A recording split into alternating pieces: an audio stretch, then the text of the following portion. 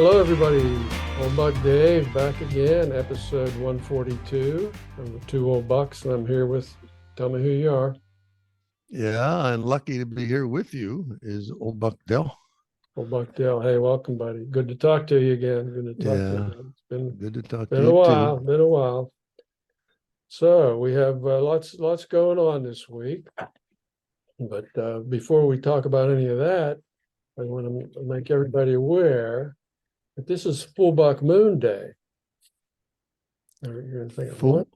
Say that again. Full. Full Buck Moon Day. And it has nothing to do with the two old When bucks. It just I happens say to be. when I say today, we're recording this on July 3rd. Okay, so this is recorded July 3rd, and it'll come out this Friday. So July 3rd, actually at 7:39 a.m. Eastern time is when it has peaked. But of course, you really don't see it until it becomes visible in the evening.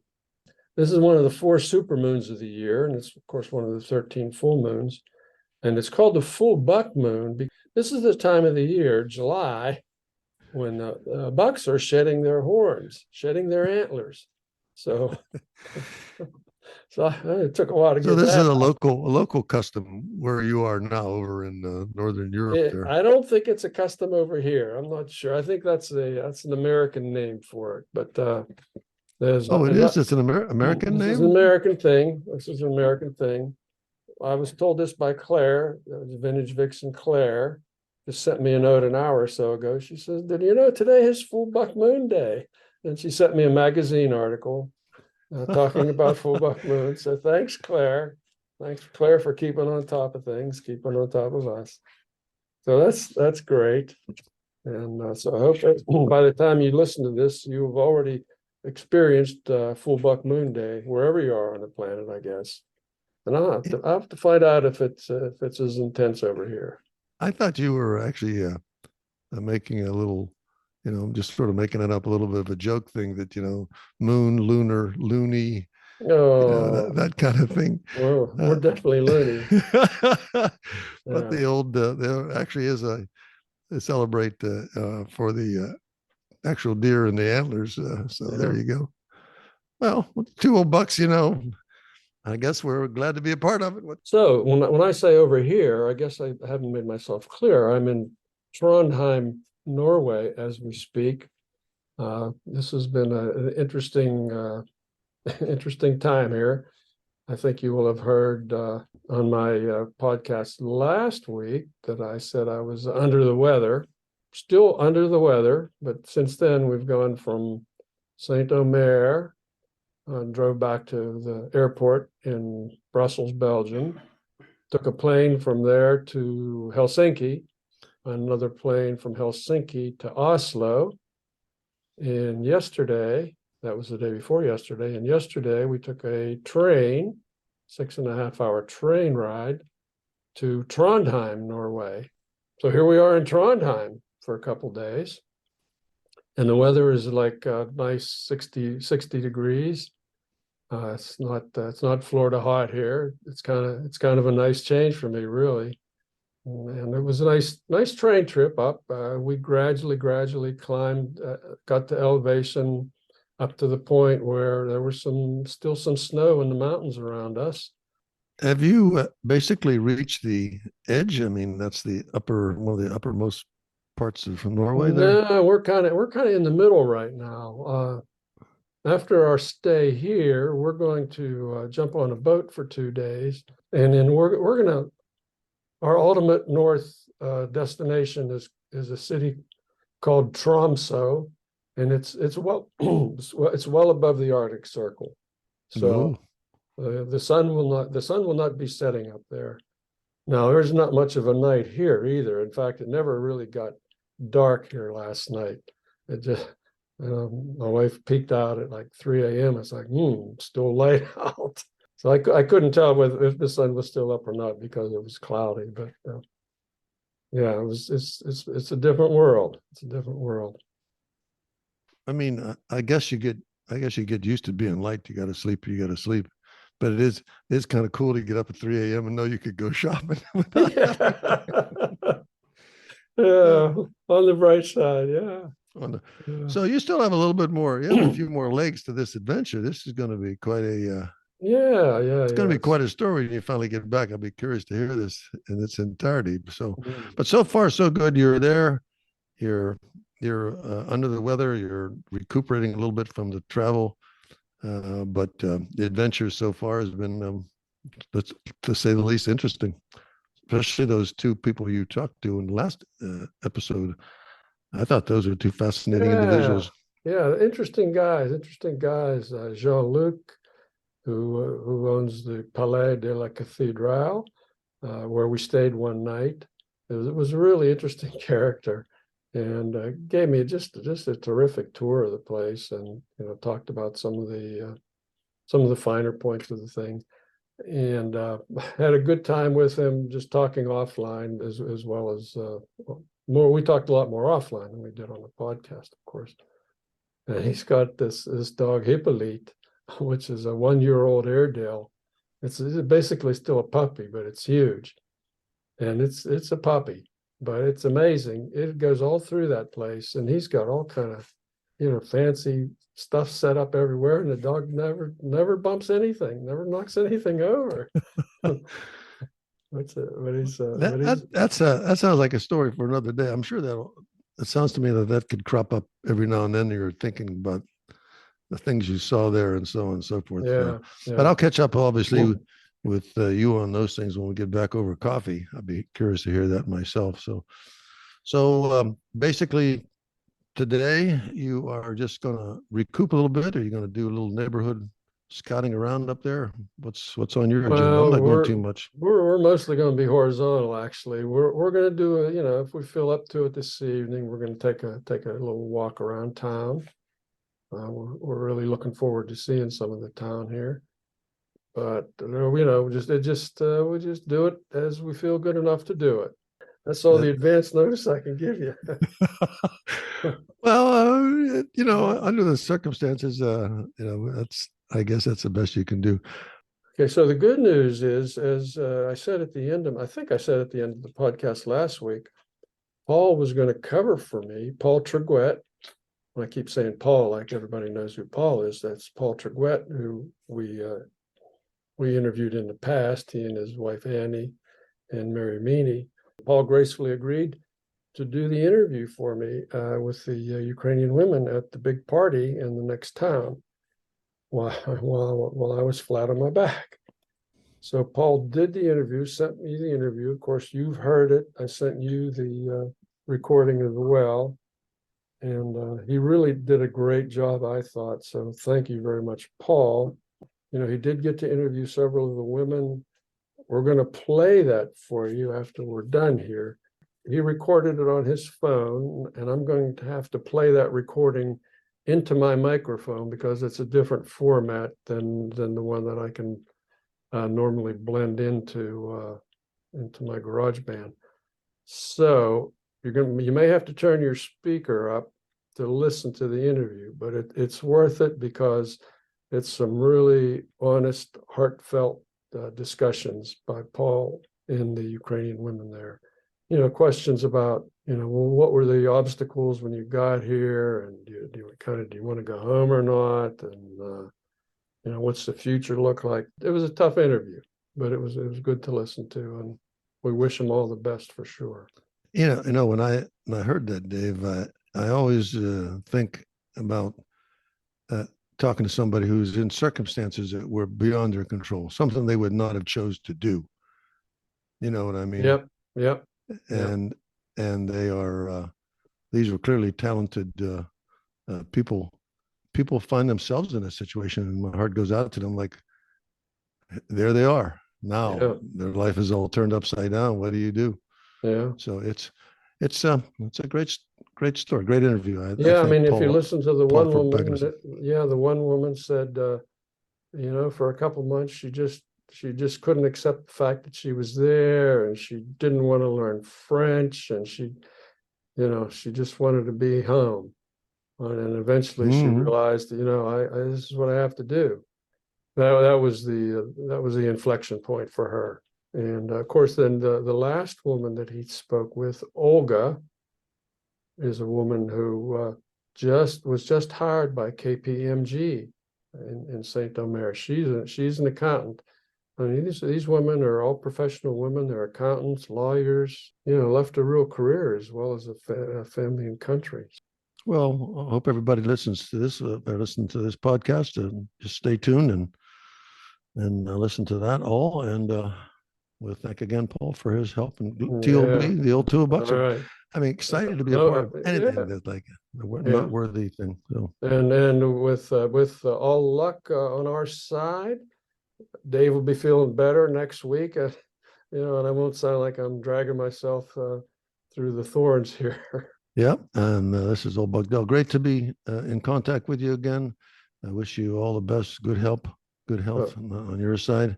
Thanks all our listeners. And you just don't know what you're going to run into if you're listening to Two Old Bucks. This is something about somebody that we think is worth listening to. So it's always something. Yep. Old Buckdale saying thanks again. Talk to you next time. This is Old Buck Day saying the same thing. Thanks. Hello, Internet people. I'm coming to you from Tilk, that's in the north of France. This is Paul, Eurobuck, as Dave would call me, and I'm sitting in because Dave is right now back in his hotel, pretty much sick as a dog. So I have with me Yulia, Olga, and Darina, who are from Ukraine in various cities, and they're just going to share a little bit about their experience since arriving here, about a year ago. So, would you like to introduce yourself? I'm Yulia, hello. My name is Olga, hi, hello everybody. Hello, my name is Dasha, Darina. Okay.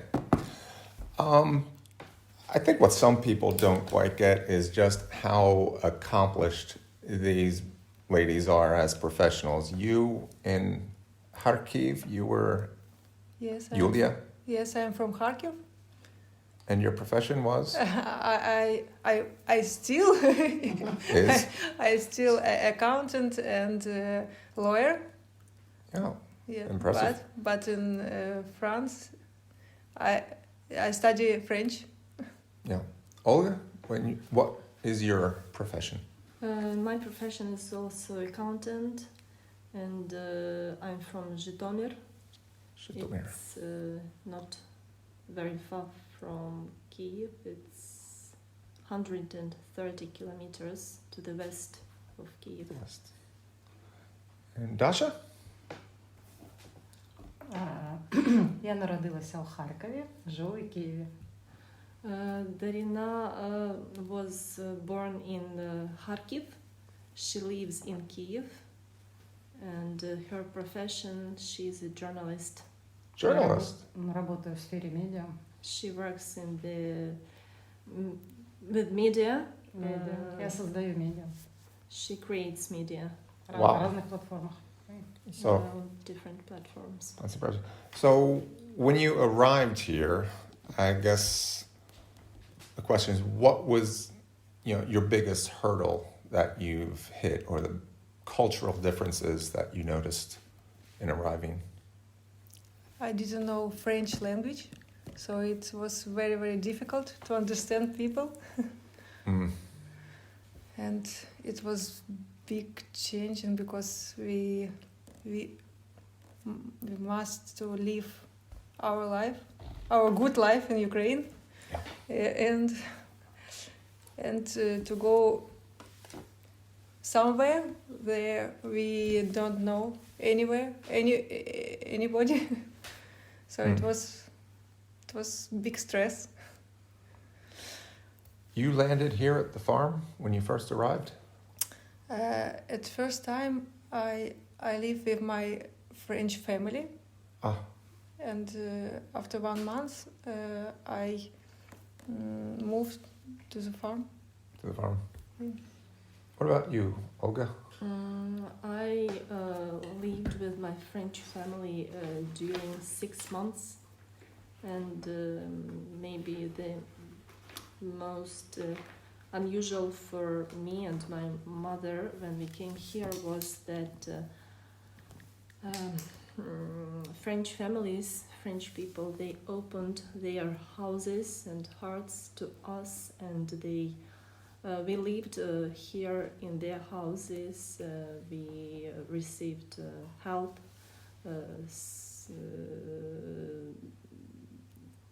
in everything that we need, not only where to live, but also what to eat, and also to communicate in this difficult situation, because and it was for us, it's very unusual. Maybe one question that we asked ourselves several times, is it possible something like that in our country, to let for the people whom we don't know, with whom we are speaking different languages, and whom we see the just first time in our life, was it possible like that to open our houses and to in French it's partager, share our lives with these people. Maybe it was the main cultural surprise. Yeah. I think your French has become better than your English now. Yes. Well, you've had my wife teaching you for a year, Yes. so I can see that. It seems to me too, yeah. Yeah. And yeah, it is different just sharing a space with strangers. Exactly, with the strangers, because of course now in Ukraine there are also a lot of people who moves from different regions of Ukraine, and nowadays the situation, I think, has changed, because now also a lot of people opens their houses for the people who have lost their house. But in another country with different languages, without knowing nothing. In Ukraine, it's people who moved from different regions inside of Ukraine. It's the same, at least the same language. But here it's different languages. We never seen each other, and it was quite surprise. A good surprise. Very good. What about you, Dasha?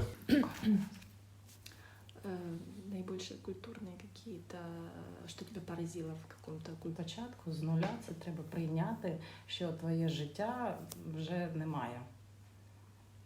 I have no idea what you said, but Dasha says that for the first time it was not very important for her about cultural differences or something about it, because it was very difficult time in psychological plan. It was very a lot of stress. It was a situation, and the main at that time when she arrived here was that she has lost her previous life, and here it was the situation that she had to start her life from zero, from nothing. And that's why maybe her first expressions about culture, about differences, they was not very intensive, or how it's possible to say. it just didn't matter that much. Yes.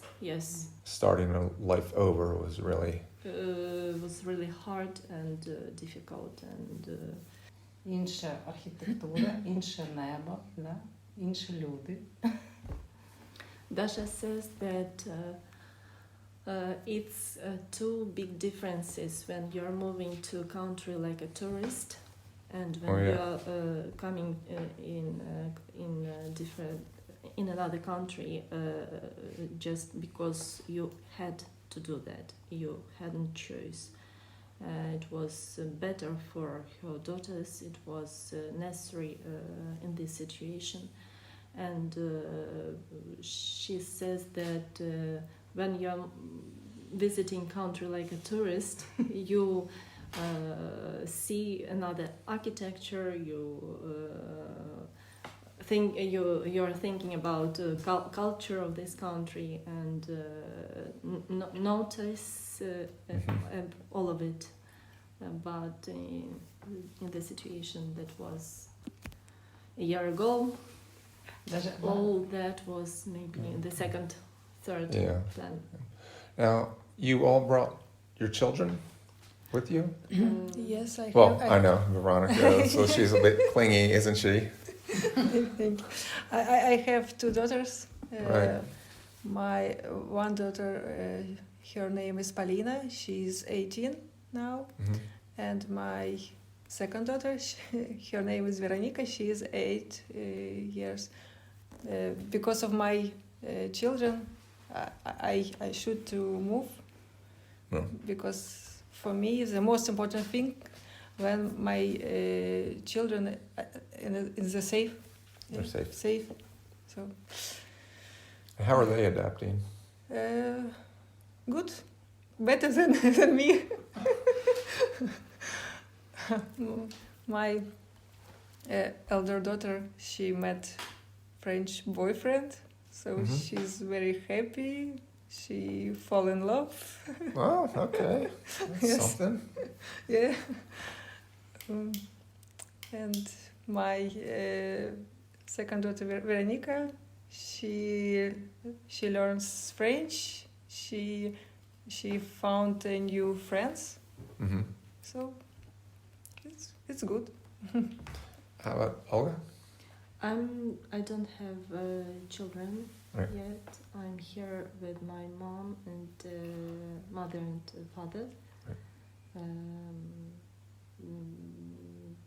What can I say about adopting? For me, for the first several months, it was very, very difficult, even though that I learned French earlier.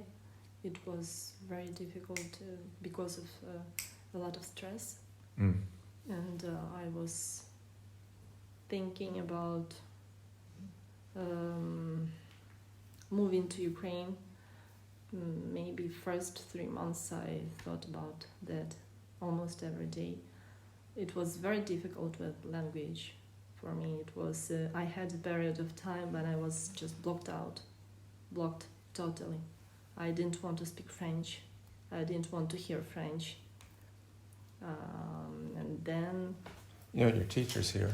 I did not notice this at all. Not at all. It was in June when we started our classes with you. It became more easy for me because in our group, in our very, very good group with you, Yes. we started to practice our French every day, and it became every day it was easier and easier. And Okay. So you stayed in France because of me. Okay. I remember Yes. that. We'll go with that story. Yes, yes, and you have made a lot for us, and your classes was really amazing period of time because our adaptation is here. Here it was. Our classes was a huge part of our adaptation here. Yes. Well done. Yeah. Well done, yeah. And Dasha. У мене дві доньки. Дуйся. Dasha has also two daughters. Her Богдан, Саша. Bogdana and Alexandra. Bogdana has she is 8, yes, Да. 8 years old, and Alexandra she's 17 years old. Bogdana now goes to school here in Saint Omer, and everything is good for her. Mm-hmm. Dasha's oldest daughter, Alexandra, she is doing her studying in Ukraine online, and she has already finished a program in the institute. Yes, Dasha, in the institute in Germany, and now she's trying to enter. In another university. Yeah. In France? In France or in Germany or Ukraine? No, це не по Франції, не по Германії, це Бельгія. Oh, Belgium. Okay. I know the online because my first two families, the girls were doing the online courses in Ukraine, usually in the evening because they were in German classes during the day. So, wow, we've already used up the 15 minutes I promised. I guess we were going to wrap up with a couple things. Looking to the future, I think we're all doing that. I know Ani and I have already made a commitment. We're going to be helping people rebuild, and we're going to keep supporting as we can. Where do you see in a couple years when Russia's finally beaten, gets their asses handed to them? What do you plan? It's difficult to plan. Difficult to plan.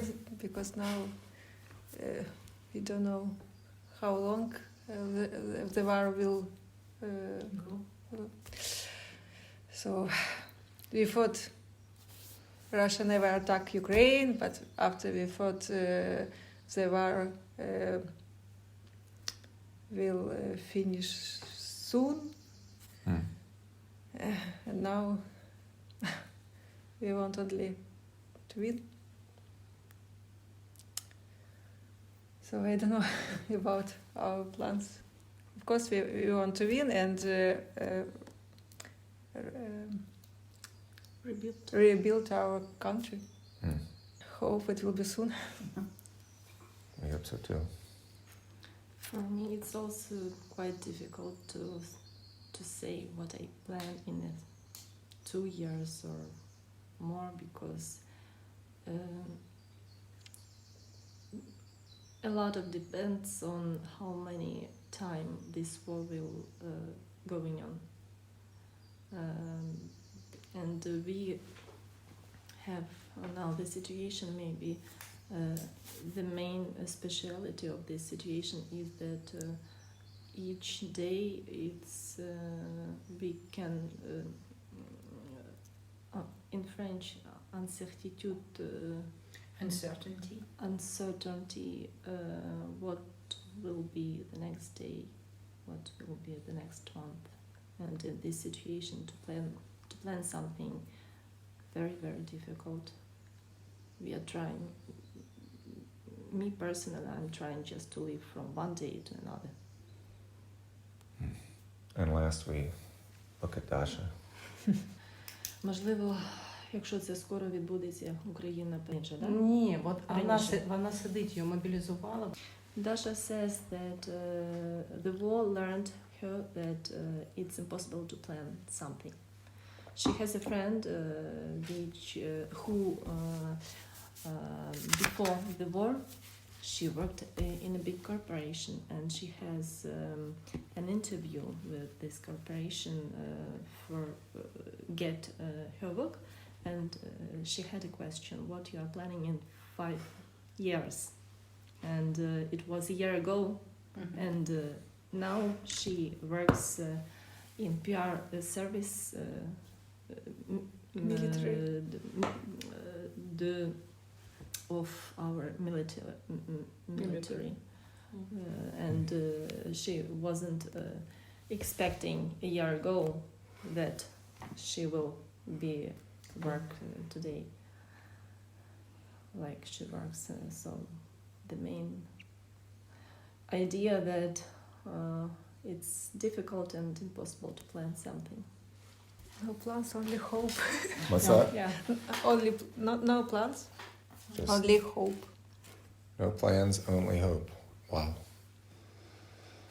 Okay, so I guess we can wrap this up. Is there anything you would like to add individually to any of the listeners?